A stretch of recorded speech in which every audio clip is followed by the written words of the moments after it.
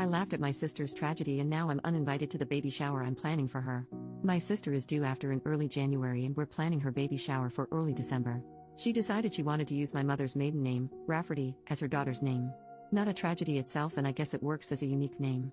But yesterday I texted my sister that I needed to get the custom items with my niece's name ordered ASAP so they arrive in time for the shower.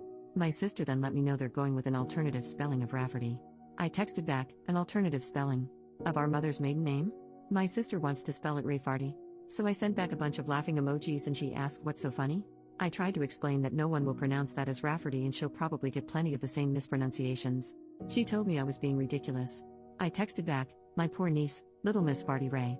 I was uninvited to the shower and my mom told me today my sister doesn't want me as the godmother anymore. But, Ray Farty is really bad, isn't it? Someone needs to tell her, right? Update, 2 days later, so we had an intervention on Ray Farty. I know everyone said to send a link to the original post to my sister to show her that 103% of the global population would call her daughter Ray Farty and that would be the easiest thing to do, but some commenters said some pretty gnarly things about my sister that she doesn't need to read and feel worse about herself. But I wanted to address a few things that came up. First, for those saying I shouldn't bother paying for the baby shower anymore, I had no plans to not continue to pay and help out. Disagreements and fighting aside, I love my sister and want her to go into motherhood filled with love and support, regardless of whether she wants my support or attendance at the event. Second, my sister's husband was made aware of the spelling change of Rafferty to Rayfarty about a month before my original post. He said he didn't think much of it until he saw it written down and immediately saw it as Rayfarty, too. He said her emotions had been getting worse throughout the pregnancy and he didn't know how to approach her about going back to the original spelling. He had hoped that when she gave birth, all the hormones would somehow leave her body, she'd come to her senses, and it would be a non-issue. Third, a lot of you were lumping my mom in with my sister and said some pretty horrible things about her too. All my mom knew was from my sister calling her to complain that I laughed at her for slightly changing the spelling. My mom just assumed it was a minor change like Rafferty until I told her to grab a pen and paper and I'd spell it out for her. Once she saw it was Rayfarty, she was team save this child. Now for those of you who told me I didn't have any tact and my reaction was mean, my reaction was because 1, people would call the poor girl Rayfarty her entire life for the sake of my sister being quirky. 2, pregnancy brain aside, surely my sister would realize her child will be called Rayfarty once it's pointed out, have a laugh, change her mind, and this will end up being a funny story to tell at her daughter's future wedding or something. And 3, my sister is a bit of a joker, so I also initially thought she was just pulling a prank or joking. But if she was joking, she took the joke really, really far. She spent $400 on a mural painted on one wall in the nursery. She wanted to debut the finished nursery to everyone at the baby shower, including her husband, who was forbidden to see it beforehand, that had Rayfarty incorporated into it that now needs to be repainted. She also bought herself a birthing gift. Is this even a thing?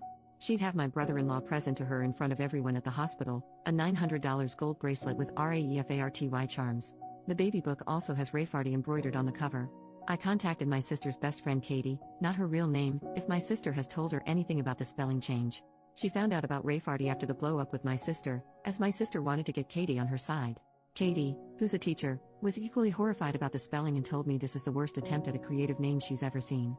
The intervention of sorts, the farty party, if you will, included me, my sister, her husband, his mother and father, my mother, and Katie.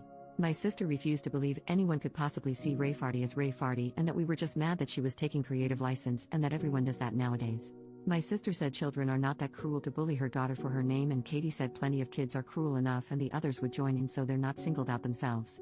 My sister countered that as long as all the adults are pronouncing it correctly that it'll be no problem, and Katie told her that not only would the adults not know how to pronounce it to begin with, but that as long as fart is in the name, kids will latch right onto that.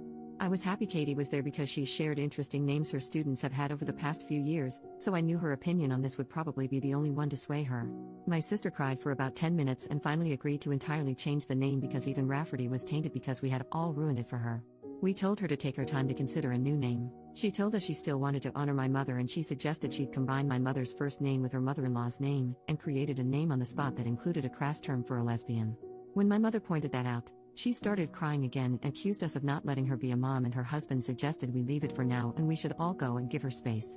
It's been radio silence until my sister texted me a couple of hours ago that she and her husband landed on Theodora and she is absolutely in love with it.